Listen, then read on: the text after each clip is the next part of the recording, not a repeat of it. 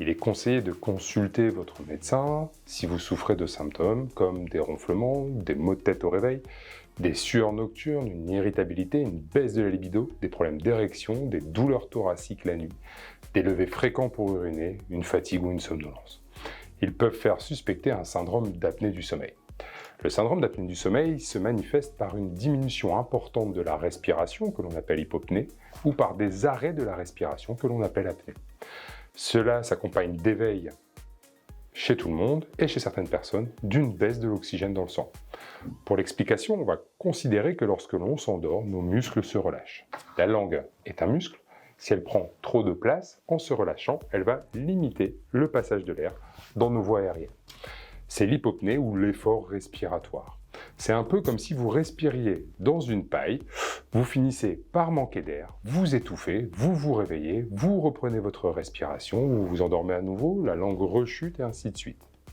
Si vous ne vous réveillez pas à ce moment-là, la langue continue de chuter, l'hypopnée, l'apnée, ça bloque complètement les voies aériennes, on étouffe, le cerveau ne nous laisse pas dans cette situation, il nous réveille toujours, on reprend notre respiration, on s'endort à nouveau et ainsi de suite.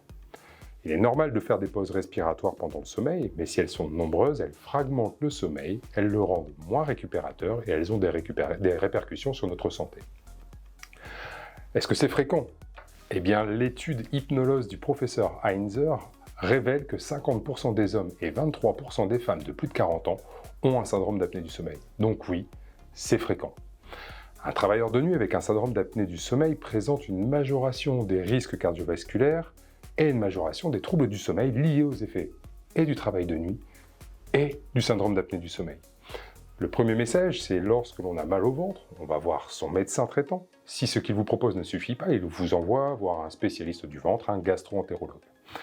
Il en va de même pour la fatigue et la somnolence. C'est un problème, ça a des conséquences sur notre quotidien, il faut consulter. Bien souvent, votre médecin traitant demandera une prise de sang pour éliminer une infection, une anémie, une carence ou un problème hormonal comme un problème de thyroïde. Et si cela ne suffit pas, il vous adressera à un médecin spécialiste formé à la prise en charge des troubles du sommeil.